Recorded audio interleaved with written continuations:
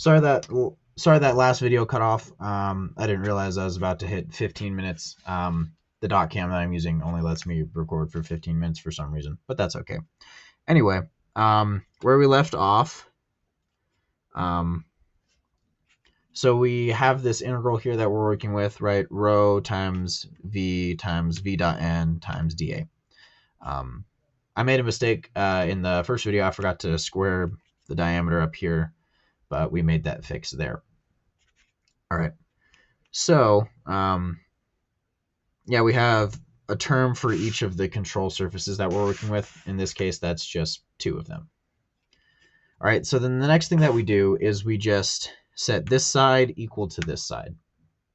And then we move on from there. So what we notice about this left-hand side is a lot of stuff factors out because a lot of stuff is the same. Notably, we have rho pi over 4 times diameter squared. And then we have minus v1 squared plus v2 squared. And what we know about v2, so v2 squared minus v1 squared, since they're the same velocity, that's just going to be 0. So set that equal to 0 and set this side equal to that side and plug in what we know. So we have Rx, and then the weight is just going to be the volume multiplied by the specific gravity.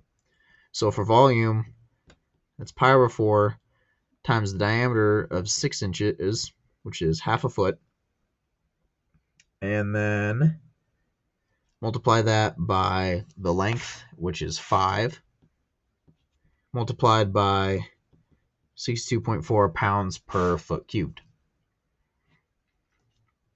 So that is, so weight, I'll write that up, I'll write that right here just so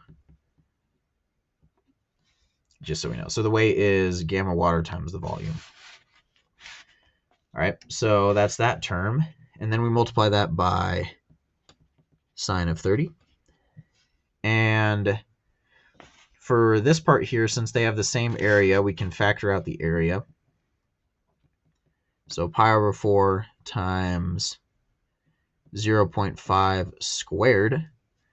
And then multiply that by P1 minus P2, which we know to be 273.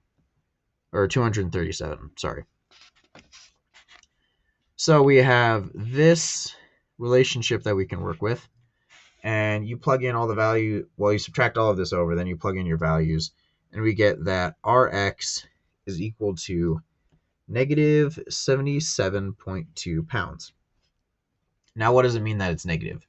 That's not really going to be a problem in any way, because that just means it's opposite of the direction that we assumed it was. So the fact that it's negative doesn't mean that you have a bad answer or anything like that. It just means that our assumption was wrong. So we can rewrite this as Rx is equal to 77.2 pounds, and then give it a direction and call it a day. All right. So thanks for hanging with me, even through the choppy video transition there. But I think this is a really good problem because it incorporates a lot of stuff that's going on. So yeah, factors in a manometer, Bernoulli, and also a control volume portion of it. So I wouldn't be surprised if this was kind of a type of question that he puts on an exam, especially because he's only going to fit 6 of these in. So if he can get one that includes 1, 2, 3 parts, I mean, that would just make sense. So again, remember we have one more meeting tomorrow. So last WebEx tomorrow, or not tomorrow, sorry, Thursday. And that's at 5. So I'll see you all there. If you want some more content, if you want to see more review or anything like that. And then, so yeah, and on Thursday, right, we'll be going over lift and drag and maybe open channel flow. I'm not sure if he'll discuss that in lecture on Wednesday or not, but we'll find out. All right, I will see you all then. Have a good one.